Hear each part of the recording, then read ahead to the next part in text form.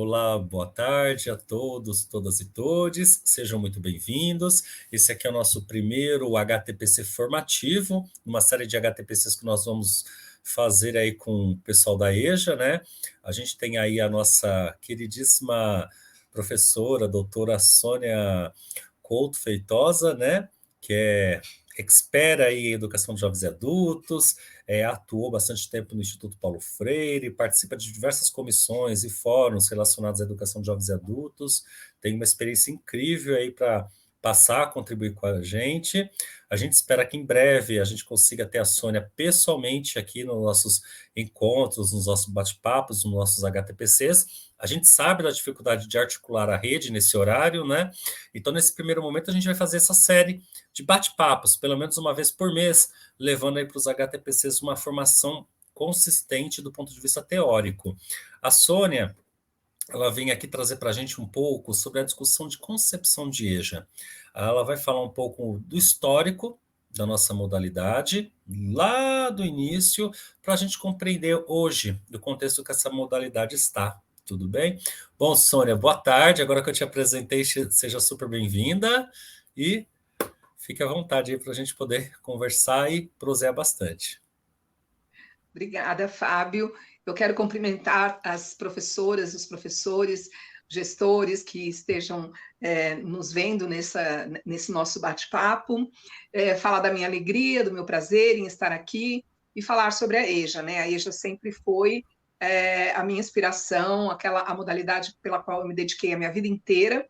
Eu comecei em 77 como educadora do Mobral, e não tinha ainda nenhuma perspectiva, né, em seguir na educação de jovens e adultos, mas o primeiro contato com os educandos foi uma coisa tão mágica, né, que fez com que eu, pelo resto da minha vida, dedicasse a essa modalidade. Então, eu trabalhei como professora da rede municipal de São Paulo, como educadora de EJA no ensino fundamental, segundo segmento, e tenho atuado, como o Fábio já disse, em muitas frentes, né, aí da EJA. E no Instituto Paulo Freire, coordenei e coordeno ainda ações voltadas à EJA.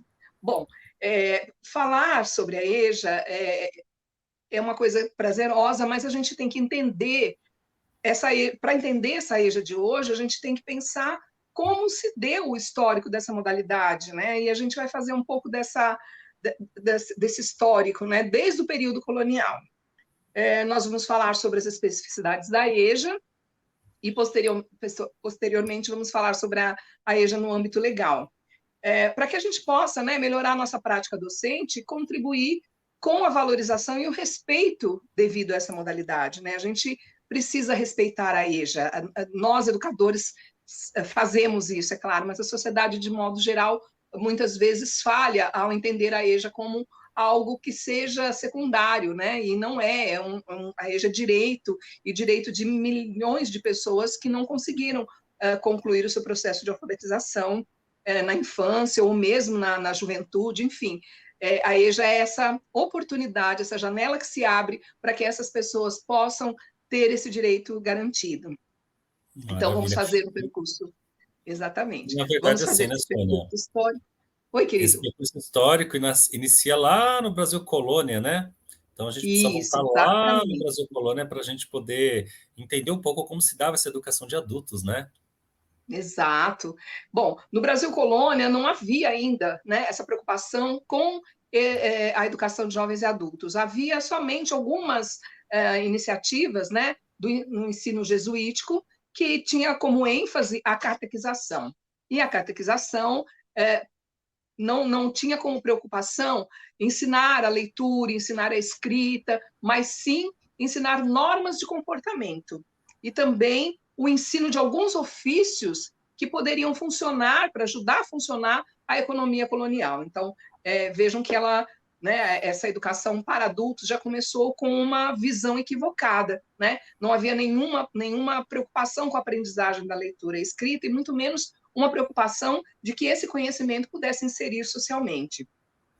É claro que os indígenas, eles tinham a sua cultura, que deveria e deve até hoje ser respeitada, mas eles estavam sendo inseridos numa sociedade letrada, né? E que para todas as pessoas, inclusive aos povos indígenas, seria interessante aprender essa língua, nem que ela fosse a sua segunda língua, não desqualificando a sua linguagem materna, né? Que sabemos aí que a linguagem indígena tem várias formas, né? Várias vertentes. O Brasil, depois do período colonial, veio o Brasil Império, né, com a chegada de Dom João VI, e aí a gente tinha aulas régias que eram ministradas por pessoas convidadas, mas pessoas que não tinham formação para o magistério e pessoas que não tinham um currículo mínimo, né, não tinham nenhuma formação específica. De 1808 até a proclamação da República, não aconteceu nada em favor da educação para o povo. Só a elite, na época, tinha essa permissão social para ser educada, para estudar. No início do século XIX, já houve aí uma pequena, né, preocupação com os adultos e o governo central passa, então, a ser responsável pela educação da elite, continuava sendo para a elite, e a educação dos pobres fica a cargo das províncias, e para essa educação excluíam-se os negros escravos e as mulheres. As mulheres também não tinham direito ao estudo. É interessante a gente perceber, né, que a elite sempre teve privilégios, né, e aos pobres sempre ficou aquela situação, se der, a gente faz, né, mas não havia um cuidado maior com a educação dos pobres. Na segunda metade do século XIX, com relação aos negros escravizados, a situação ainda era muito mais grave, porque havia poucos negros letrados, com baixo letramento, e esses poucos eram chamados de negros de ganho. O que significava isso? Eram negros que trabalhavam para outras pessoas que davam dinheiro aos seus senhores. Eles eram escravizados, né? Mas trabalhavam para outras pessoas para dar o dinheiro aos seus senhores. Então, a gente vê que hoje, quando a gente olha aí nesses dados estatísticos e vê a situação da população negra, né, muito precária em termos de oportunidades de trabalho, tudo, a gente percebe que a origem disso vem com o período escravocrata, né? Um período que deixou esse legado de desigualdade muito grande, porque mesmo depois deles serem libertos pela lei, eles continuaram escravos pela condição, ou seja, não se viram sozinhos, sem condição de ter um trabalho, de ter um alimento, e muitos continuaram trabalhando de graça como escravos apenas para garantir a sua sobrevivência. Então, a questão da educação ela é muito precária, sempre foi, né, muito precária, e nesse período ainda muito mais precária para os escravizados. Bom, o século XX começa com uma ideia de que o analfabetismo é parte do atraso social e passa a ser visto como uma chaga, um câncer, uma erva daninha que precisa ser erradicada. Exato.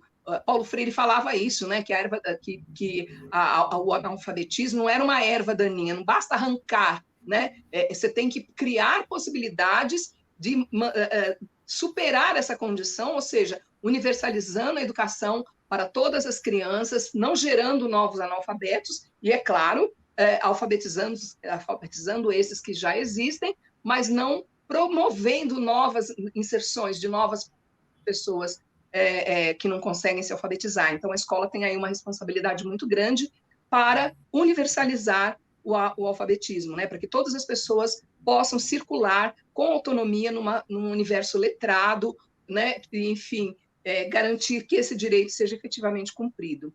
Então, essa ideia, né, de atraso, de que o analfabetismo gerava esse atraso, começou a preocupar um pouquinho os governos. Eles não queriam ser vistos como um país, né, que tinha a maior parte da sua população analfabeta, né? Isso era uma coisa que depunha contra o país. Então, o governo passa a assumir isso, no meados do século XX, o governo passa a assumir a educação de adultos, liberando recursos. Olha que pela primeira vez, né, em meados do século passado, a gente fala em liberação de recursos. Sabemos que educação não faz sem financiamento, ela não acontece, né, sem recurso. Então, pela primeira vez aí, o governo assume, e as aulas para adultos começam a ser ministradas por professores especializados, porém especializados na educação para crianças. Ou seja, a educação de jovens e adultos nasce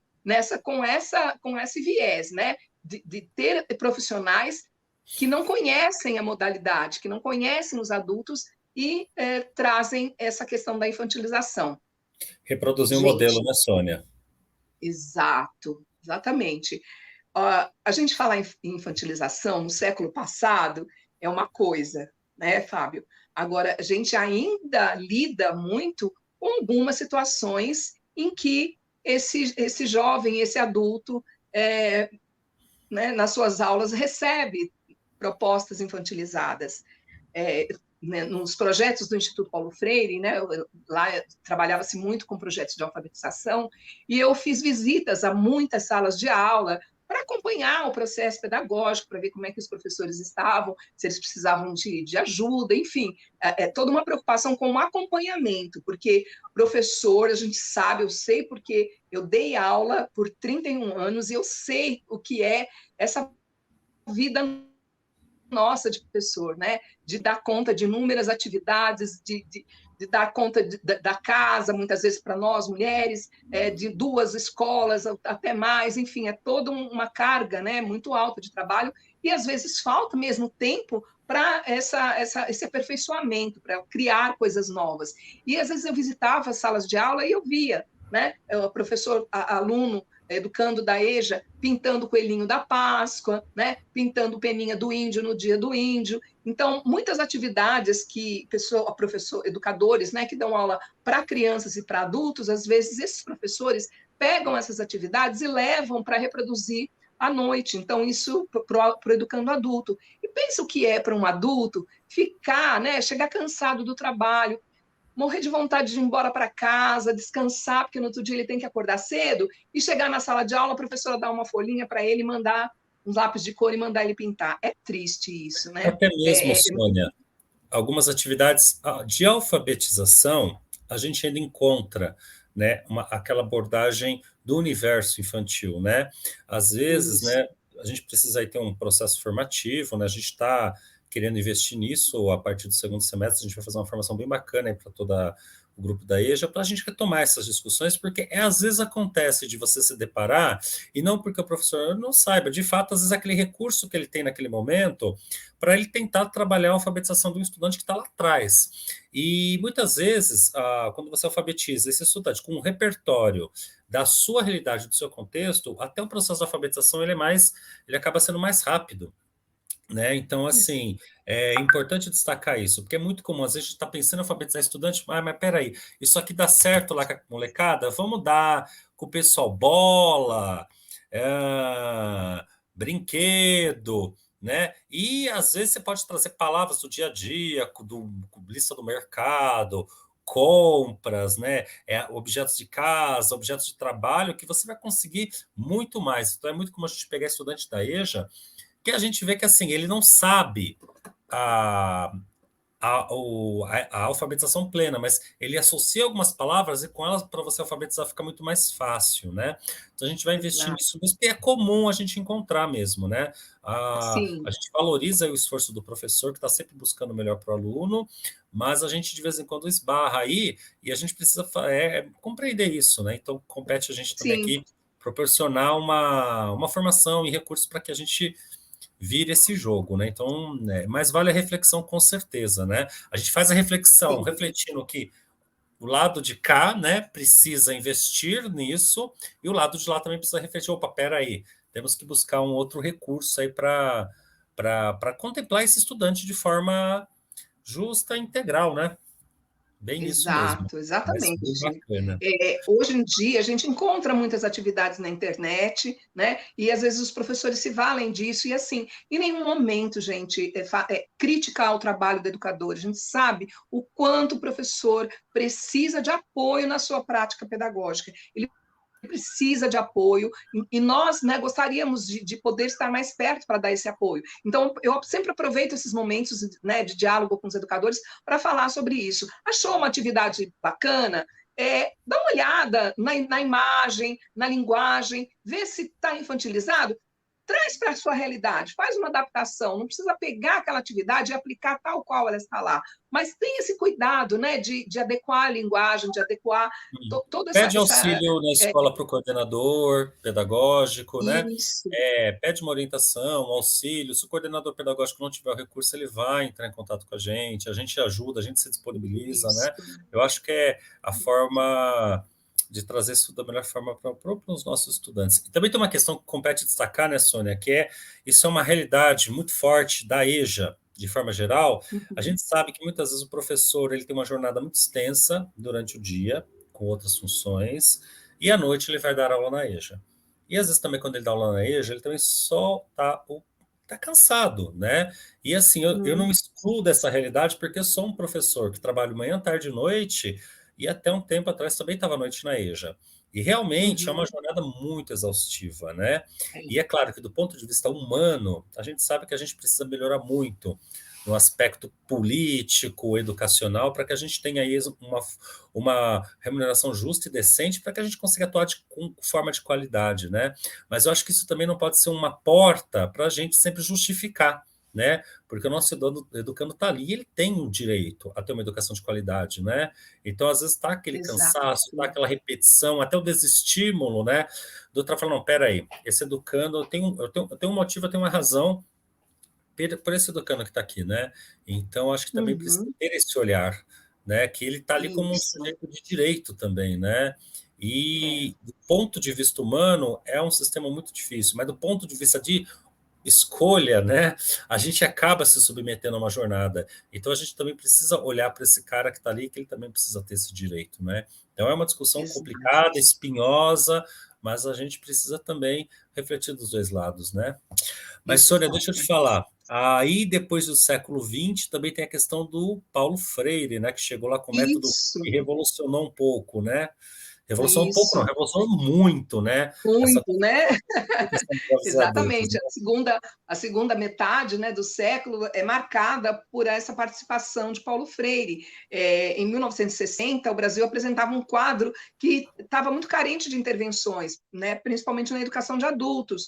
Então, iniciou-se um movimento, né, para criar uma política que fosse capaz de diminuir não só o analfabetismo, mas também o custo de vida, a dívida externa, a injustiça social, e o analfabetismo era a grande bandeira para tudo isso. E nesse contexto entra Paulo Freire, que oportunizou, né, um processo de alfabetização rápido, muito rico de discussões, que ampliava a análise crítica dos problemas sociais, dos problemas políticos, dos problemas econômicos, que eram vividos por toda a sociedade brasileira, né? E por isso estava bem de acordo com os propósitos da época. Em 1963, tem início a experiência lá no Rio Grande do Norte, a experiência de Angicos, e Paulo Freire é convidado para coordenar o Programa Nacional de Educação. Infelizmente, né, ele ia fazer isso com base no sistema Paulo Freire, que muita gente fala, mas é método, é metodologia, é o quê? É um conjunto de ações, né, que na época foram chamadas de sistema Paulo Freire, porque tem alguns passos que são passos que se repetem em todo o processo, mas não é nada estático, é algo que muito movimento, né, que tem muitas nuances. E esse processo foi muito rico de aprendizagem, mas com a chegada da ditadura militar, esse processo foi extinto, né? Na Foi verdade, né, considerado Sônia? subversivo. Na verdade, é porque o Paulo Freire, né, pela conversa que a gente já teve, pelas contribuições que você já trouxe muito, né, ele busca trazer uma coisa muito inédita, né, uma educação problematizadora, né? Então, na Exato. verdade, ele está proporcionando uma reflexão do sujeito sobre o ato de se alfabetizar, né? Isso, E aí a gente entra naquele conceito da educação bancária, né? Porque o estudante antes ele só isso, recebe a informação. Hoje não, ele pensa, ele reflete, ele muda de comportamento a exato, partir do que ele vai aprendendo, né? Então muda um pouco esse olhar. Por isso que exatamente. hoje Paulo Freire é Paulo Freire, né? Nossa, ele causou uma ruptura, né? Então, por exemplo, né, como você mesmo diz, o que prevalecia ali era a educação bancária, que era aquela educação pautada no depósito de conteúdos. Eu vou lá, deposito conhecimento, depois eu saco isso em forma de provas, em forma de perguntas. Então, é um processo muito parecido com o processo bancário, por isso que ele deu esse nome. E, ao invés disso, ele propôs uma educação problematizadora, que pudesse problematizar a realidade. A gente não pode transformar aquilo que a gente não conhece, né? Então é preciso conhecer essa realidade, problematizá-la para transformá-la. Então a educação nessa E perspectiva aí entra passa aquela a ser um questão, né? ato político.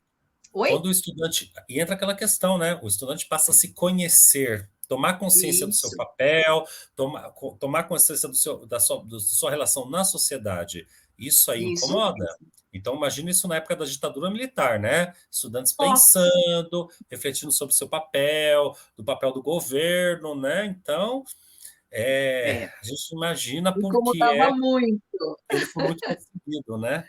Exatamente. Paulo Freire dizia que não basta saber que Eva viu a uva, né? É preciso saber quem foi Eva, qual o papel de Eva na sociedade, no lugar que ela trabalhava, quanto ela ganhava pelo trabalho, quem ficava com o lucro da colheita das uvas, enfim, é todo um contexto que precisa ser pensado, né? Não basta só saber ler aquilo, mas pensar sobre aquilo que está lendo. Por isso que as cartilhas, elas vinham assim tão esvaziadas de sentido, porque o objetivo era só ensinar a ler e escrever. E Paulo Freire dizia, não, a gente tem que aprender a ler, mas também tem que aprender a ler a realidade, ler o mundo, né? Acima de tudo. Então, a proposta de Paulo Freire era uma ideia de superação dessa ideia determinista, né? Dessa ideia de que a gente não vai mudar, que somos assim, somos pobres porque Deus quer. E ele propunha também a horizontalidade nas relações entre educador e educando. Ninguém sabe mais, ninguém sabe menos, né? As pessoas têm saberes diferentes. E então, desde a segunda metade do século passado até os dias atuais, a alfabetização de jovens e adultos é tratada como campanhas, movimentos, programas, e não como uma política pública de Estado. Então, essa tem sido a Na nossa luta, verdade, né? Então, a gente na teve ver- aí vários programas. Pode falar, Fábio. Não, na verdade, né, só para complementar, né? Na verdade, aí a gente já começa a observar um pouco dessa concepção, né, de como a EJA, ao longo da história, foi tratada, né? Porque até esse momento que se chega, que a gente pensa, agora nós temos que garantir financiamento público para isso, né? Mas ainda não se vê como uma política pública. Primeiro, uma erradicação, vamos resolver logo esse problema, e depois, num segundo momento, campanhas, né? Períodos de campanhas, né, para a Isso. gente poder atuar. Então, não é uma política efetiva, não muito diferente do que temos vivendo, né? Sim, Porque a gente precisa, que nem a gente fala muito que vamos fazer campanhas de matrículas, né, para trazer o estudante de volta, né? Então, a gente sabe ainda do passo que nós temos, muito a caminhar para isso ser uma política efetiva. A gente ainda luta para que a EJA tenha espaço no currículo, nos sistemas de ensino, a cada semestre é uma luta com a questão das aberturas de salas, para garantir o não fechamento. Então, a gente acaba reproduzindo, de certa forma, esse sistema de campanhas, mesmo não querendo, porque nós não temos uma política efetiva de Estado exato. que, que garanta aí a efetividade da EJA, né? Exatamente. Você vê, hoje, o programa que tem, né, o programa federal que existe com relação à alfabetização propriamente dita, não é nem como a EJA como um todo, mas essa etapa da alfabetização, é o programa Brasil Alfabetizado, que é um programa de repasse de recursos. E é um programa que já está aí há quase 10 anos, né, há quase 20 anos. Começou em 2003 e ano que vem completa 20 anos com uma efetividade muito baixa ainda, né? Porque os recursos são parcos. Então, não dá para expandir de forma mais ampla, porque não há recursos para isso. E outra, não é só alfabetizar, nós entendemos que não basta alfabetizar, você tem que garantir a continuidade, você tem que garantir que esse educando passe por essa etapa da alfabetização e continue sua escolaridade nas outras etapas, que conclua o ensino básico, né, o fundamental, 1 e 2, que acesse o ensino médio e que tenha o direito de frequentar uma universidade como qualquer outra pessoa, né? A única diferença é que ele vai fazer isso com alguns anos a mais do que outros outros estudantes, mas ele tem esse direito. Então, é preciso superar esse caráter de campanha. Além Quando a gente desse, né, entra... Sônia, antes do Brasil alfabetizado, lá na década de 60 também haviam outros programas nessas campanhas, né? Você quer falar um pouquinho sobre cada um deles, de forma rápida? Isso. E depois os professores vão receber o material, já devem estar no HTPC com material, mas é bacana a gente dar uma retomada, porque você conhece cada um de olho fechado, né? Então, acho legal eles... Olha, de 1947 até 1958, nós tivemos uma campanha chamada Educação de Adolescentes e Adultos. Então, havia já, né, começou, lembra que eu falei que dos meados, né, do século XX, a gente já começou com essa preocupação. Então, essa campanha, ela visava, né, alfabetizar e né, garantir escolaridade para jovens e para adultos e adolescentes. De 58 a 60 foi antes da experiência de Paulo Freire, nasceu uma campanha chamada Campanha Nacional de Erradicação do Analfabetismo. Então, ia mudando, assim, mudava os nomes, mas continuava a mesma proposta, né? Algo assim, provisório, algo que outro governante que entrasse destruía, então nada muito efetivo. Em 64, foi, né, o Programa Nacional de Alfabetização de Paulo Freire, e aí ocorreu o golpe. Quando o golpe aconteceu, os militares fizeram um negócio muito interessante. Olha só, eles pegaram e criaram o Mobral, Movimento Brasileiro de Mobral, Alfabetização. né? Né? Só que eles pegaram algumas palavras geradoras da metodologia freiriana, do chamado método Paulo Freire. Paulo Freire falava, eu não sou um metodólogo, mas se vocês quiserem falar que eu criei um método, entenda que é muito mais um método de aprender do que um método de ensinar. Então, ele gostava muito de demarcar isso, mas ficou conhecido como método Paulo Freire. E ele estabeleceu algumas palavras geradoras que eram fruto de todo um contexto, de todo uma problematização, de todo um diálogo com as comunidades. O que os militares fizeram? Eles se apropriaram disso, né? Então, eles usaram essas palavras, mas eles usaram de forma desprovida de toda e qualquer politicidade, de toda e qualquer reflexão crítica. E o programa, o Mobral, ele foi um programa que foi um fracasso retumbante, né? Ele não alfabetizou ninguém, praticamente. As pessoas saíam do mesmo jeito que entravam, porque não havia esse cuidado com o acompanhamento, com o aperfeiçoamento, enfim. Você queria, Até o na época, tratamento, né, quando você queria Sônia? ofender uma pessoa... Oi? Não, é isso que você está falando Desculpa. que eu ia falar, né? Eu falei, até o tratamento com o programa, como você mesmo está falando, né? Na época, o Mobral era motivo de deboche, né? Ah, vai lá, que nem você falou, vamos lá, Mobral. Aí, você tem que ir para o Mobral, né? Então, era muito... Era muito desprestigiado, muito. Se queria ofender uma pessoa, se chamava ela de Mobral. Tanto que os alunos, eu sei, os estudantes, eu sei, porque eu dava aula nessa época, eles iam para as aulas com material, com caderno escondido, para ninguém ver que eles estavam indo estudar, porque eles fazendo tinham Mobral, né? vergonha, porque Mobral era sinônimo de pessoa burra. Olha só, né, gente, que coisa triste. Porque quando não se esclarece a população, não se dialoga com a população, criam-se essas fake news, né, que até hoje a gente vê. E isso era uma fake news. Depois passou para ser a Fundação Educar, que foi até 1990. De 90 a 92, no governo Collor, ele criou outro programa chamado Programa Nacional de Alfabetização e Cidadania. Durou até 92, aí teve o impeachment, ele saiu, entrou o Fernando Henrique. No governo Fernando Henrique, a dona Ruth Cardoso criou o programa Alfabetização Solidária, que ficou de 2002, né, de 97 até 2002. E 2003 entrou o Cristóvão Buarque como ministro e ele criou o programa Brasil Alfabetizado. Eu lembro que aí na época... garantiu o repasse de recursos mais efetivos para os sistemas de Pelo ensino, né? menos isso. E nós queríamos que fosse o nome fosse Mova Brasil, né? As lideranças de EJA escreveram a carta para ele pedindo, porque Mova bem carregado do sentido, né? Freiriano, tudo, Movimento mas de alfabetização ele de jovens adultos. Eu mas ele queria criou o Brasil universalizar, Alfabetizado. né, a alfabetização como um programa para todos os segmentos, né? E aí, Exato. claro, né, com a EJA e com a sua especificidade, né? Perfeito. Exatamente. Aí entramos no século XX, né?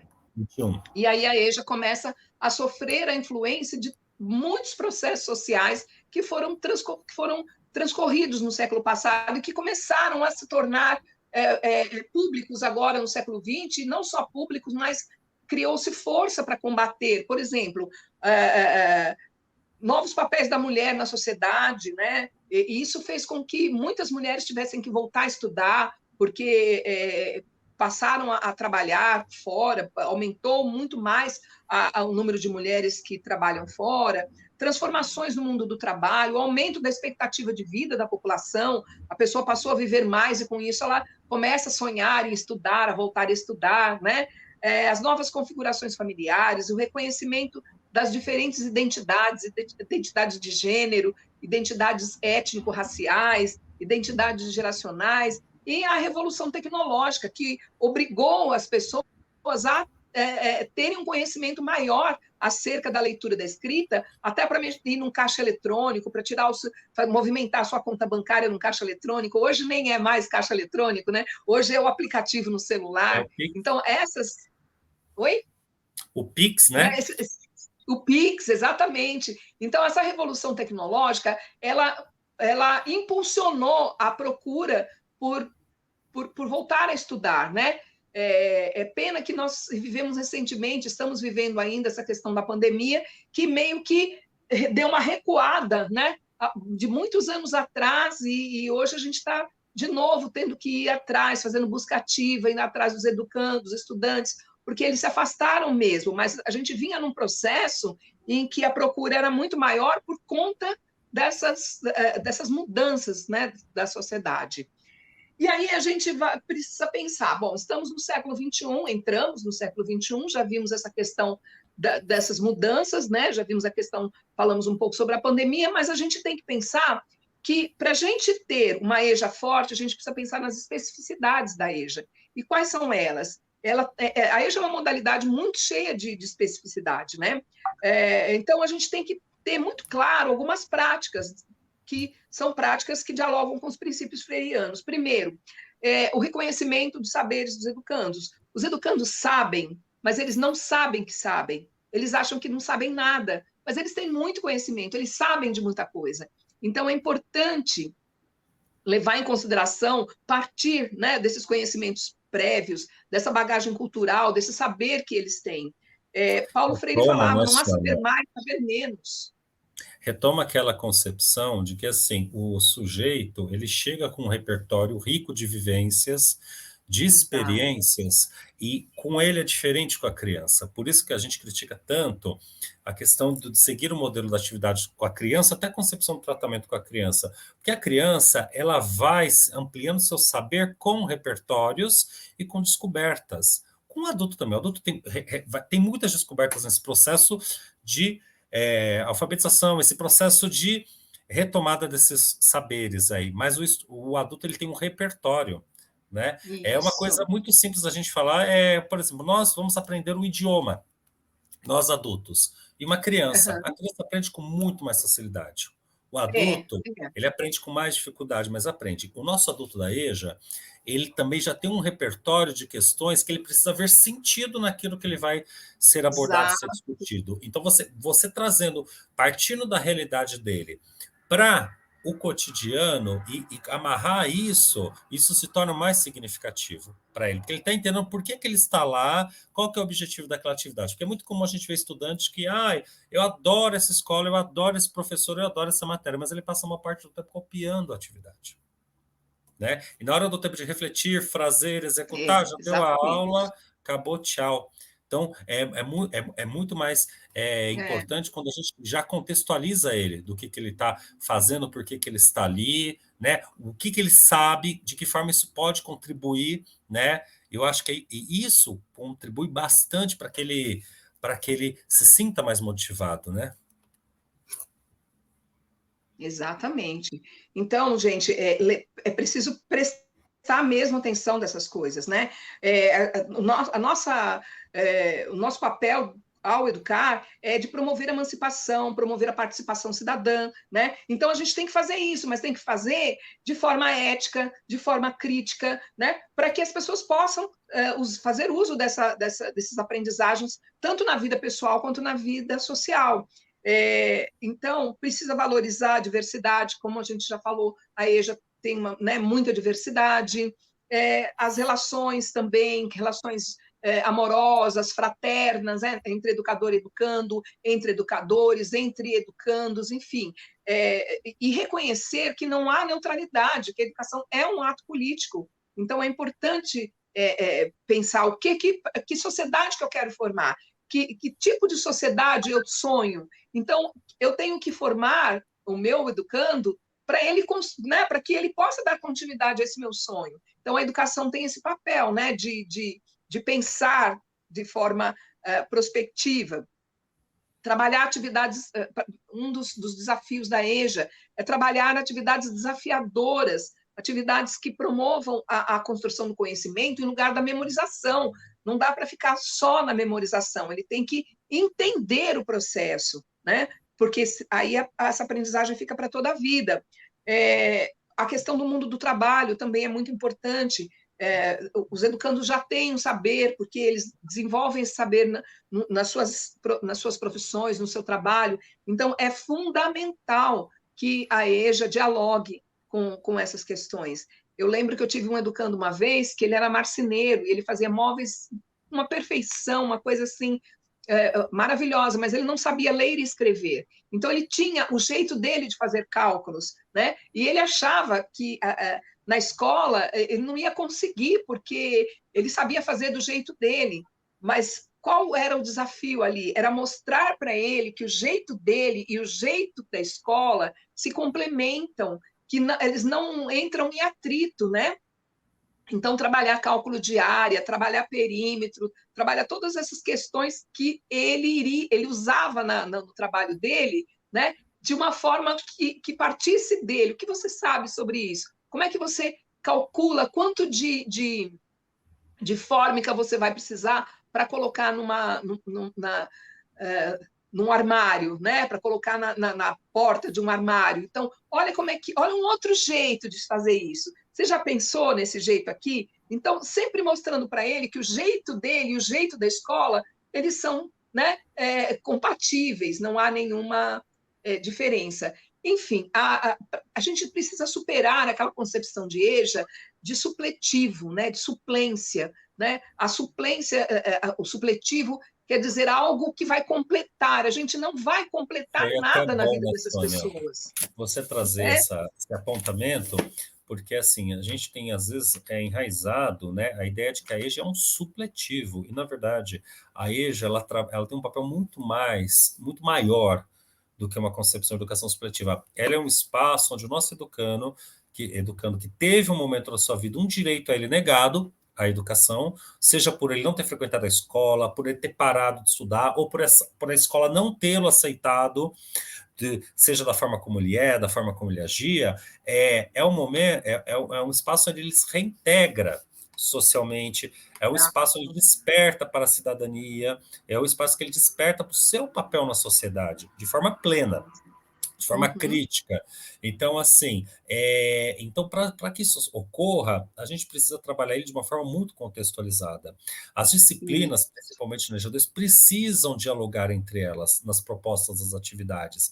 Não dá para cada um ficar na sua caixinha, né? O nosso estudante ele precisa trabalhar isso de uma forma conjunta, né? As propostas de atividades elas precisam ter esse olhar. Esse é o novo olhar que temos no século XXI com qualquer segmento de ensino, principalmente com a EJA, né? Então não dá para a gente ficar, mas e o meu conteúdo? Se eu não trabalhar na sexta série, tal conteúdo o estudante não avança. Às vezes a gente tem estudante na sétima e na oitava, por exemplo, chegou na oitava série que não tem habilidade com leitura escrita. cálculo Uhum. básico, então não adianta a gente ficar insistindo com determinados conteúdos que ele não vai acompanhar. Então é muito mais É, interessante a gente engajar um trabalho que esse estudante tem uma leitura, uma alfabetização plena, as operações fundamentais com muito mais autonomia para que ele tenha condições, para que ele seja um pesquisador, para que ele tenha autonomia na leitura, leitura de mundo, para que ele vá buscar, né? Esses outros complementos, porque se ele tem essa base dos cálculos principais, essa base da alfabetização solidificada do letramento, né, da visão política de sociedade, de mundo, né, se saiba se localizar, compreender os fenômenos físicos, sociais, ele vai ter acesso a essas outras tá. informações de forma plena. E isso muda muito o olhar sobre a EJA. Né? Não adianta a gente Isso. ficar lá batendo com ele, a revolução, tarará, tarará, se ele não sabe qual país que aconteceu, onde ele fica, qual é a localização. Então, a gente precisa contextualizar cada vez mais. É um desafio, né? A gente tem chão aí, e é importante a gente sempre problematizar. Vale a pena a gente fazer essa atualização, não é mesmo, Sônia? Exatamente. Olha, falar então de concepção de EJA é entender que a EJA é uma modalidade em construção, a EJA ainda não, nós não conseguimos efetivar essa modalidade no, assim, de forma né, que ela possa cumprir o seu papel com financiamento, com estrutura, e estamos ainda lutando por isso. Então, é importante isso. É importante também entender que essa mudança vem provocada também, tem provocado mudanças na linguagem. Tem gente que ainda fala o EJA. O EJA é lá quando era o supletivo, né? Era o ensino de EJA. Hoje a gente trabalhamos com a educação de jovens e adultos, então não é o EJA, é a EJA. Então, entender a concepção da EJA é entender que ela não é supletiva, que ela não pode ser infantilizada e que ela é um processo de construção. O dia, né, o momento em que essa EJA se efetivar mesmo como uma política pública de Estado, ela vai durar pouco, que é o que eu espero, que a EJA dure pouco mesmo, que nós não tenhamos mais estudantes para a EJA, que A todos gente, os a gente estudantes vive um estejam contexto, né, Sônia, que exatamente. a gente vê as escolas.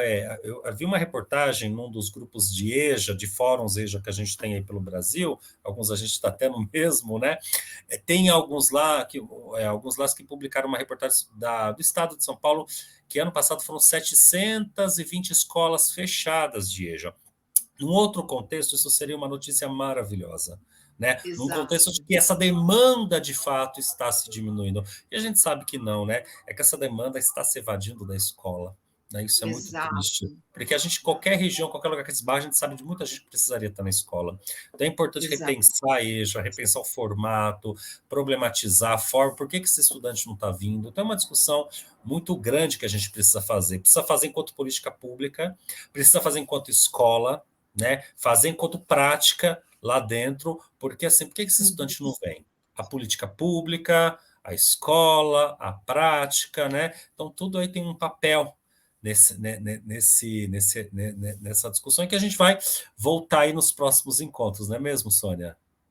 Isso mesmo. Eu estou à disposição e quando quiser nós continuamos nosso Maravilha. diálogo, tá bom? Bom, a primeira parte a gente para dessa apresentação. A gente vai ter uma segunda parte aí, quando a Sônia vai falar um pouco sobre a legislação que embasa a EJA. A gente tem aí uma proposta de uma atividade para vocês discutirem no HTPC, né? Sônia, obrigado por enquanto, né? A gente volta a conversar no próximo vídeo, tá joia? Eu que Obrigado, agradeço. pessoal. Próximo vídeo a gente logo, logo tá aí, tá bom? Um abraço a Tchau, todos. tchau, gente. Tchau, Bons tchau. estudos para vocês. Tchau.